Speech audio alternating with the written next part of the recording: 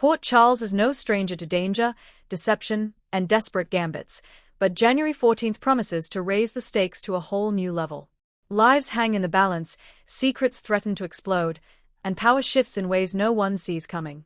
At the center of it all are two master players moving very different pieces on the same deadly chessboard, Valentin Cassadine and Carly Spencer.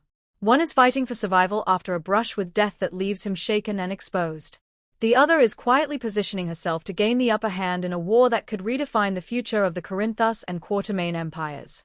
As old enemies circle and unexpected alliances form, the line between hunter and hunted blurs, and Port Charles braces for fallout that could change everything. Valentin Cassadine has spent his life walking a razor's edge. Son of the infamous Mikos Cassadine, brother to the volatile Nicholas, and father to the beloved Charlotte, Valentin has always lived with one foot in the shadows and the other in the light. He has tried, in his own complicated way, to be better than his family's legacy. But on January 14th, that legacy comes roaring back, reminding him that no Cassadine ever truly escapes the danger written into their blood. Valentin's close call isn't just a near-miss, it's a chilling wake-up call. In recent days, Valentin has been digging into a mystery that could cost him everything. Whether it's a secret tied to the WSB, a Cassadine conspiracy long buried, or a personal enemy he underestimated, he finds himself in the crosshairs of someone who wants him silenced. The threat isn't abstract. It's immediate, violent, and terrifyingly precise. A shadow in the corridor. A car that brakes a second too late. A gun that misfires, or doesn't. The moment comes so fast that Valentin barely has time to react. 1 second he's confident, in control, convinced he's several steps ahead of his enemies. The next, he's staring death in the face. And for the first time in a long while, Valentin Cassadine is genuinely afraid. What makes this close call so powerful isn't just the physical danger, it's what it does to Valentin emotionally. Valentin is a survivor. He's been betrayed, shot, imprisoned, and emotionally gutted more times than he can count. But this moment hits differently because it forces him to confront something he's been trying to outrun, his vulnerability.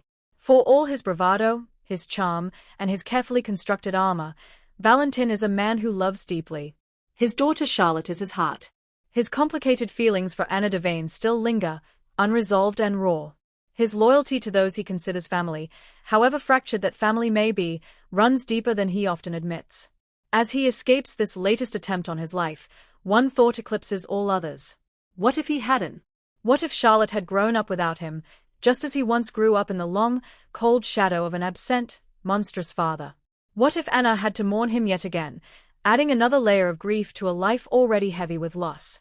The close call leaves Valentin shaken, and that vulnerability may prove far more dangerous than any bullet. In Port Charles, enemies are never in short supply, and Valentin has accumulated more than his fair share over the years. Is it a Cassadine rival seeking to reclaim power? A WSB adversary who knows too much about his past operations? A personal enemy who believes Valentin's time has finally run out? What's clear is that this isn't random. The attack is targeted, calculated, and meant to send a message: you are not as untouchable as you think. This realization forces Valentin into a corner. For a man who thrives on control, being hunted is intolerable. He will not simply wait for the next strike. He will counterattack. But doing so may require him to make choices that drag him back into the darkest parts of himself, the parts he's worked so hard to suppress for Charlotte's sake. Anna Devane, ever the seasoned spy, senses immediately that something is wrong. Valentin's close call doesn't just alarm her professionally, it terrifies her personally. Their relationship has always existed in the gray area between duty and desire, trust and suspicion.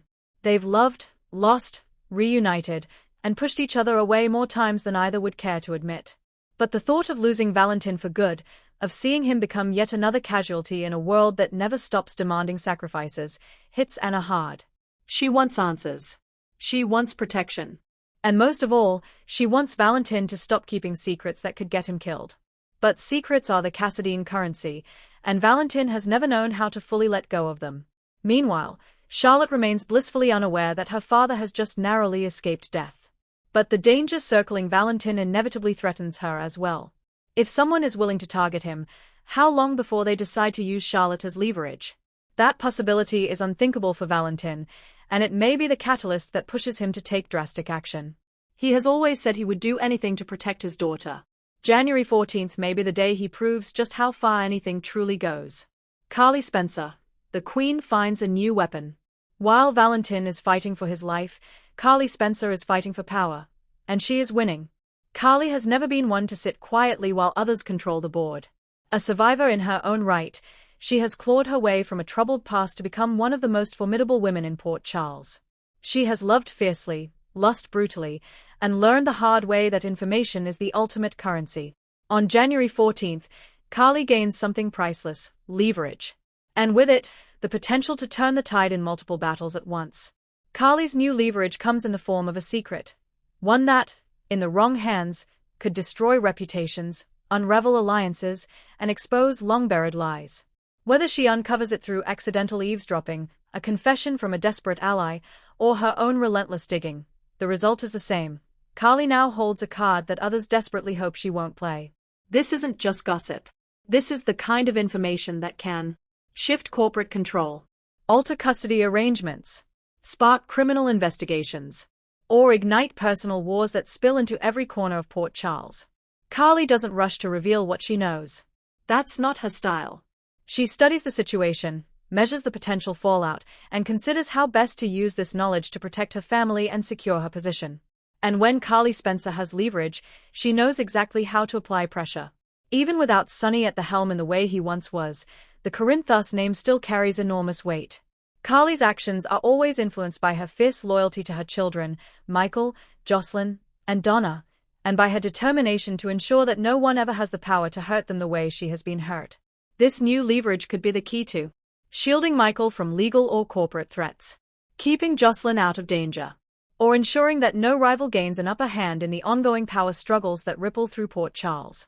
Carly doesn't seek chaos for its own sake, but she will not hesitate to unleash it if that's what it takes to protect what's hers. The most intriguing question is how Carly's storyline may eventually intersect with Valentin's. Both are strategists. Both are survivors. Both are willing to bend the rules when necessary. Valentin's close call may force him to seek allies he wouldn't normally trust. Carly's new leverage may draw powerful figures into her orbit, whether they like it or not. If their paths cross, the result could be an alliance forged out of necessity, or a collision that sends shockwaves through the entire city. After all, secrets and survival often go hand in hand in Port Charles.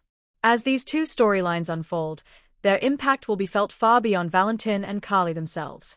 Anna may be forced to choose between her duty and her heart. Charlotte's safety could become the emotional fulcrum on which Valentin's next move rests. Michael, Drew, and the Quatermains may find themselves affected by whatever power play Carly is quietly orchestrating. And long-simmering rivalries could erupt as hidden truths come to light. January 14th is not just another day. It's a turning point. Port Charles thrives on tension, and right now, the tension is almost unbearable. A man narrowly escapes death, only to realize he may be more vulnerable than he ever allowed himself to believe. A woman gains the kind of knowledge that can make or break lives, and she is smart enough to use it with surgical precision. Valentin's close call reminds everyone that in this town, danger is never far away, and the past is never truly buried. Carly's new leverage proves that power doesn't always come from force. It often comes from knowing exactly which truth to reveal and which to keep in reserve. As January 14th unfolds, one thing is certain. The game has changed. The stakes are higher. And in Port Charles, no one is ever safe when secrets and survival collide.